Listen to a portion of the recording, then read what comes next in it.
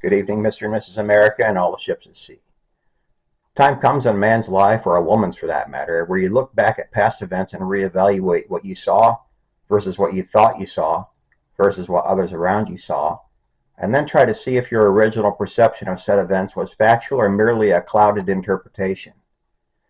Does that make myself or anyone else genuinely faulty in our observations and conclusions? By no means. However, each of us is human and therefore makes mistakes from time to time. In case you may not have noticed, it is high time that we do that for an event that happened nearly 2 years ago. That would be none other than the Butler, Pennsylvania assassination attempt on then presidential candidate Donald J. Trump. You remember it quite well, do you not? Candidate Trump was holding a campaign rally at the local farm show grounds when sniper bullets rang out from an adjacent rooftop, grazing the ear of Trump and unfortunately killing Co-Conspirators and also wounding two others in the rally crowd. Trump then was forced down to the ground by Secret Service agents as a protective maneuver before subsequently standing back up, pumping his fist in the air and proclaiming, "Fight, fight, fight!" The shot was so historic that it was quickly published on the cover of Time magazine, among other places. In questionable fashion, the Biden DOJ and FBI ran a quick, quote, investigation of the entire affair and issued a media statement that the assassination attempt on presidential candidate was supposedly a one-man show, all falling squarely upon the shoulders of one Thomas Matthew Crooks of Butler. Nothing more to see here, folks. Now move along. And as any blue-blooded American who has lived the latter half of the 20th century, we're all wiser than just believing this is an open and shut case, but that is exactly what the Biden cartel is asking us to believe. However, kids and cousins, the ironic thing of late is that the anti-establishment man that everyone voted for to get to the bottom of government cover-ups and corrupt shenanigans, the man that this was supposedly aimed at taking out, seems perfectly content to see it all go away without so much as a whimper. Think long and hard about this, my viewers. Trump is historically thin-skinned when it comes to his enemies and those who take shots at him. Think about the Russia collusion coup attempt now known to have been funded by Barack and Hillary.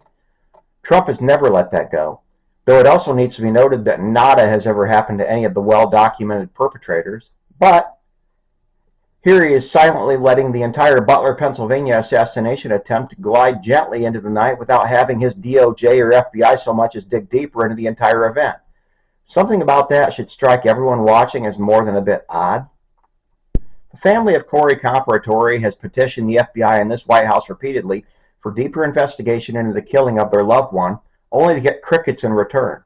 They deserve more than that, do they not? Also worth noting is the fact that anyone who has seen the layout of the Butler farm show grounds and adjacent properties can see in an instant that the building that Thomas Crooks positioned himself on to get off the shots he took was as obvious as anything could be as possible point for a sniper to attempt an assassination of the presidential candidate from. Yet the Secret Service somehow completely overlooked it. This after the now well-documented school book depository building in Dealey Plaza in Dallas, Texas, and the tragic events of November 22, 1963. How?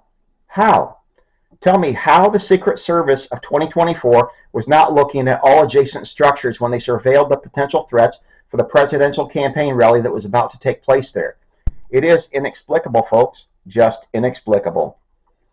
So now we find ourselves, friends and neighbors, at a point I could never foresee even a year ago, to where former MAGA supporters are now openly stating that they believe the entire Butler, Pennsylvania assassination attempt was a scripted act, a farce, a phony event that was purely fictitious.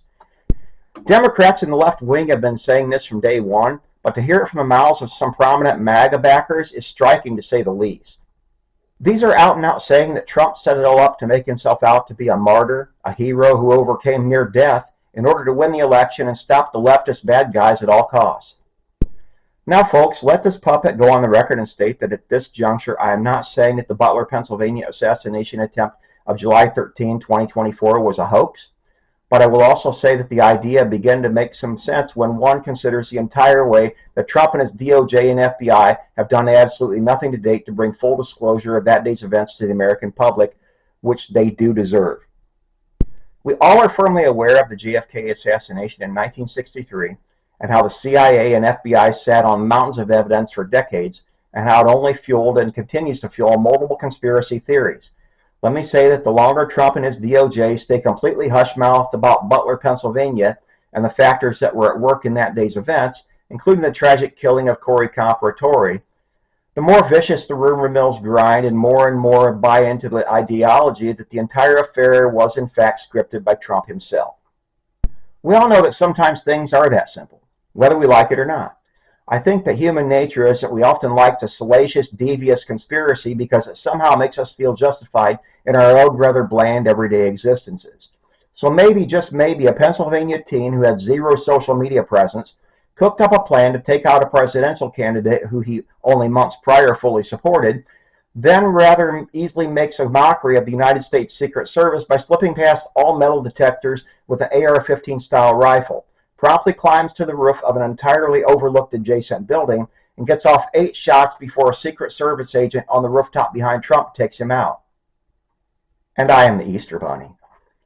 My compadres, I do not care if you are the most suspicious-minded conspiracy theorist or you're the most positive-thinking person on the planet. Something here does not add up, and even worse yet, the man that we all thought was coming into office in 2025 to make real changes now seems so much like his predecessors, especially regarding this matter, that we are now largely in shock. Trump does not just let attempts on his life go away like this without even a whimper. That alone should bother everyone under the sound of my voice. Good night, my loyal viewers, and sleep well.